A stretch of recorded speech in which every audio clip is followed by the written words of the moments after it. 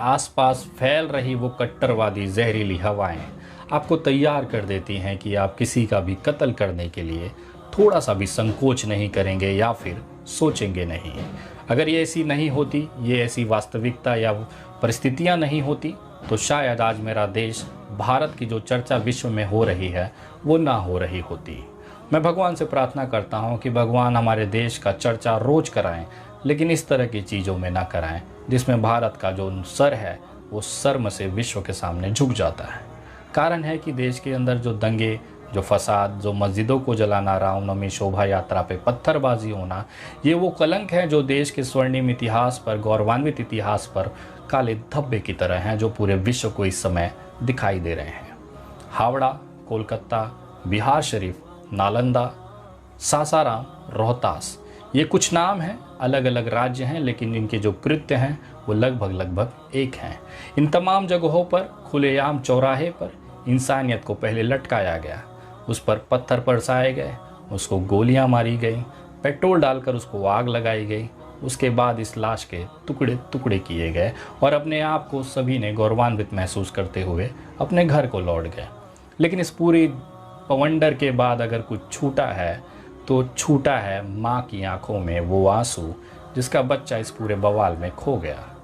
उस बचा है तो उस आदमी के, इंसान के खाली हाथ, जिसकी पूरी ज़िंदगी के मेहनत के पैसे से एक छोटी सी दुकान खड़ी की थी और उपद्रवी भीड़ ने उसमें लूट लिया और उसे आग लगा दिया।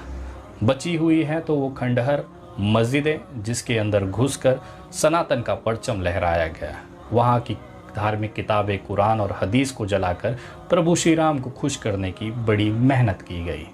आज इस पूरे बवाल के बाद जो बचा है तो एक खौफनाक सन्नाटा, जो ये सोचने पे मजबूर कर देता है कि आखिर ऐसा क्या हुआ जिसकी वजह से आज इंसानियत तार तार हो गई। मैं देख के विचलित हूँ। नालंदा में मेरे एक भाई को मैंने भेजा, उन्होंने वहाँ से कुछ तस्वीरें और वीडियोज़ मुझे भेजी। सोगरा मस्जिद का ये हाल है।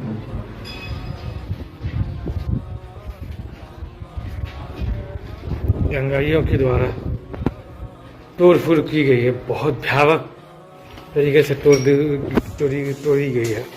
कौन मस्जिद है? ये सोगरा कॉलेज की मस्जिद है। कितने तारीख की घटना है ये?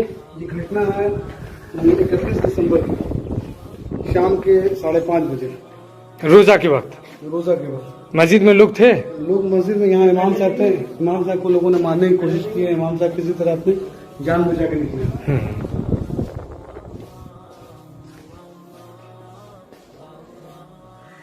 हेलो दोस्तों, मैं अभी बिहार शरीफ के मुरारपुर में हूँ। मुरारपुर मस्जिद और मदरसा की जो तस्वीरें आपके सामने आई होगी, आप देख सकते हैं। ये मस्जिद है, मदरसा की गेट है, मस्जिद का गेट आगे में है।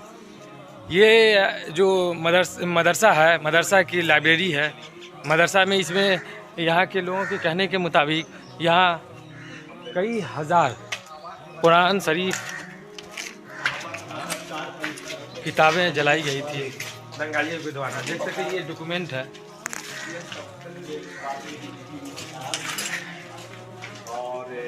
ये किताबें अभी भी आप देख सकते हैं।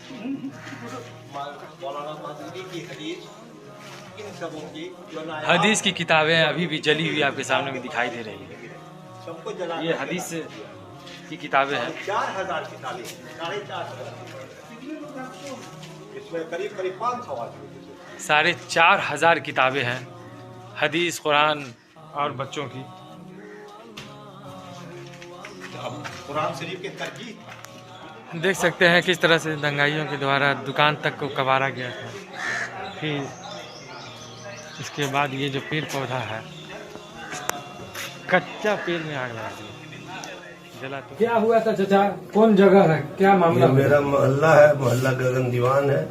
मेरा नाम मोहम्मद अकबर आजाद है। जिला का नाम क्या है? जिला नालंदा है। क्या हुआ था मामला?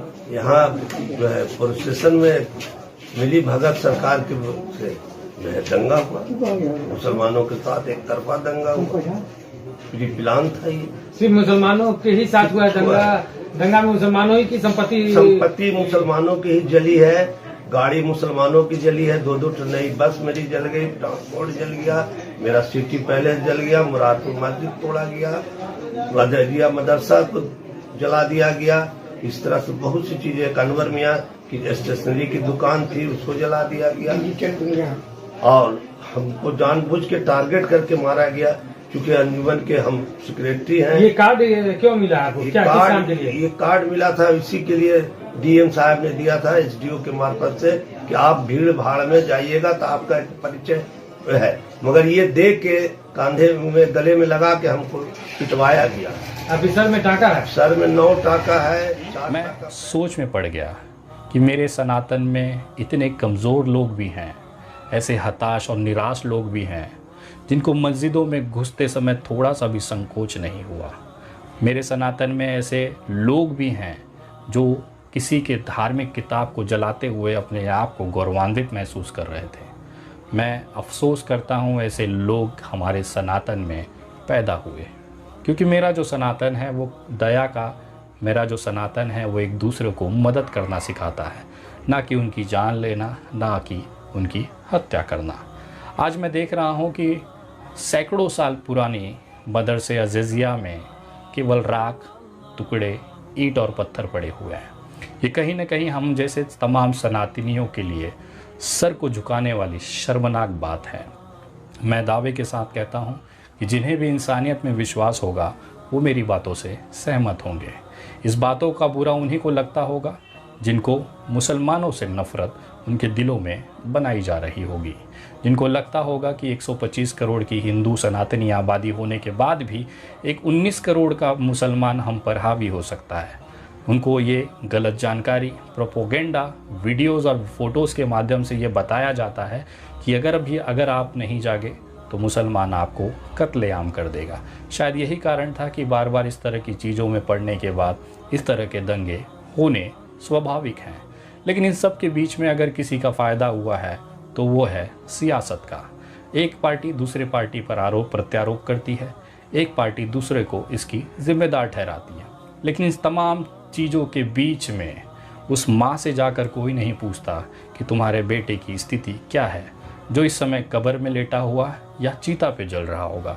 उस माँ के पास पहुंचकर उसके आंसू पोंछने के लिए कोई सियासत, कोई राजनीतिक दल नहीं पहुंच रहा है।